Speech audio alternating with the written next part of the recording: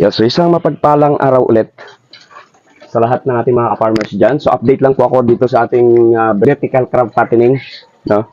So may update po ako dahil ito yung doon sa mga sumusubaybay po sa ating mga followers natin na nanonood tungkol po sa crab fattening.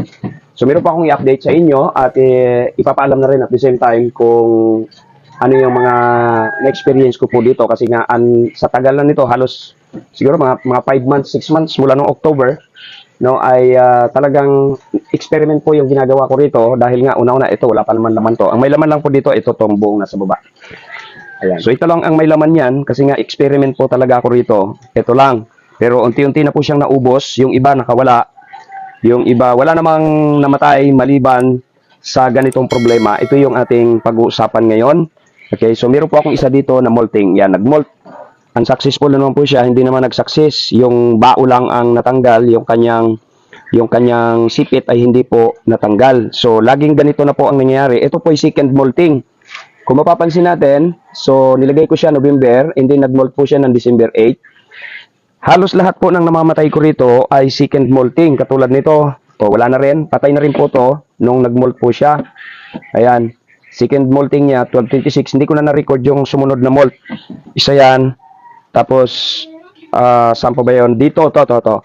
Yan. Ito pong na to. At saka ito, yan, second molting din po yan. Ayan, di pa natanggal yung tag. Wala na rin, patay na rin po yan.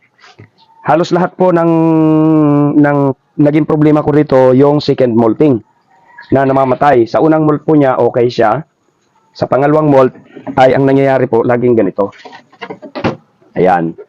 So, ang taba sana niyan, ayan hindi po na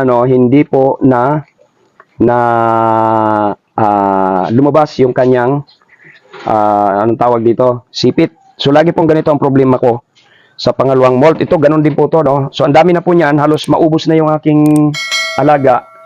Namamatay sila pagkatapos ng second molt nila, pangalawang molting. So, ngayon, dahil experiment naman po yan, so, conclusion natin dito ay wag na paabutin pa ng second molt, pangalawang molting. Wag na pong paabutin, no? Sa unang molting, successful ako. Lahat, wala pong naging problema.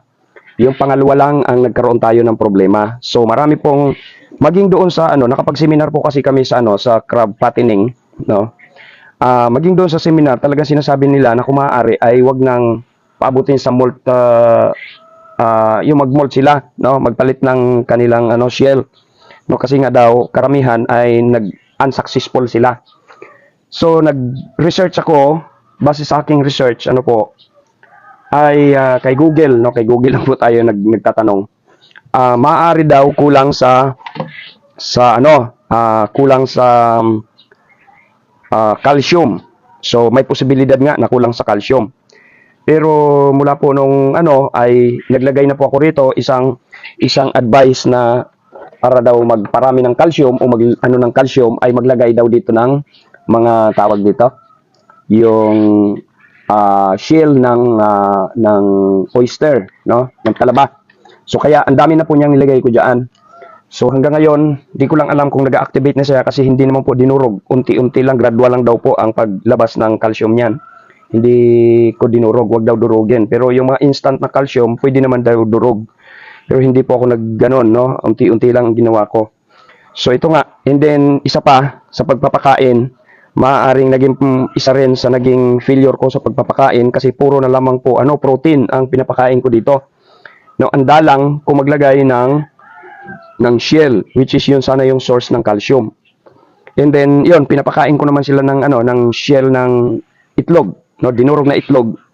Pero madalang. Ito ngayon, ito mga 2 araw na sunod-sunod ko pong binibigyan sila ng itlog ng pugo kasi may mga alaga tayong pugo.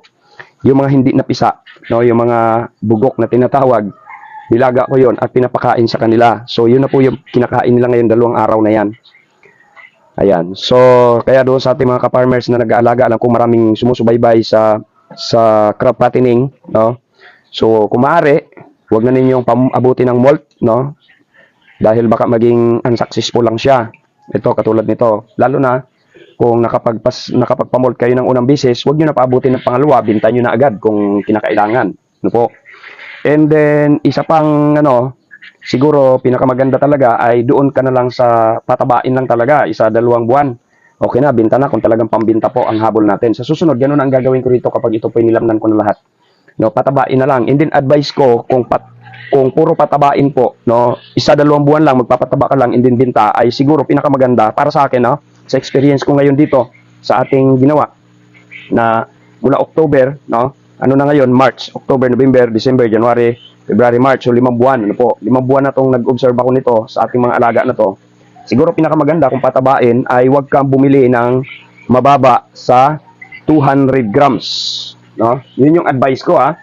Huwag kang bumili ng mababa sa 200 grams. Dapat 200 grams pataas katulad nito. Yan, mga ganyan. Kasagara na po yan. Ang timbang nito nung nag-molt po siya second molt ay 246 grams. So, yeah, kasagara po yung laki niya. Mga ganyan, 300 pataas. Sa ating po mga ka-farmers, no, mga followers ko po na sumusubaybay sa crab fattening, vertical crab fattening. So, una po nating iwasan talaga kung hindi rin lang para hindi po kayo magkaroon ng mortality. So, dapat ang tubig natin ay maayos, no, wala pong ammonia kung maaari. And then, yon, isa sa pinaka-the best ay wag na po talagang magpa-molt. Ito kasi experiment ko talaga to, no, pinapabayaan ko sila kung hanggang kailan. Pero kung meron po kayong pang-test ng calcium, mas maganda, meron po daw pang-test ng calcium. And talagang wag pabayaan sa calcium kasi sa aking research sa Google, calcium daw ang problema nito kaya ganito. Okay, kasi maayos naman ang ating tubig, wala namang ammonia, ang tubig natin malinis. No, so bakit hindi pa rin siya mag-success? Okay, una ayos, pangalawa ay 'yon. Unsuccessful po siya lagi. Pero sa bagay sa alimango naman pag namatay ay wala naman sayang kasi pwede naman natin itong iluto. Ano po? Pwede nating iulam. So yun lang mga ka-farmers natin, no? Isang tips lang siguro to. Tips natin sa ating mga ka-farmers, yung mga followers natin na sumusubaybay po sa atin, ano po, tungkol sa crab fattening. Okay, so yun lang mga ka-farmers. God bless po. Sana nakatulong po ang video ito. At kung hindi ka pa nakapag-subscribe, huwag mo sanang kalimutang mag-subscribe at pindutin ang notification bell para naman po kapag meron tayo mga ganitong video agad, no, ay unang-una po kayo na manonotify at makakapanood. So, yun lang mga ka-farmers. God bless po. Bye-bye!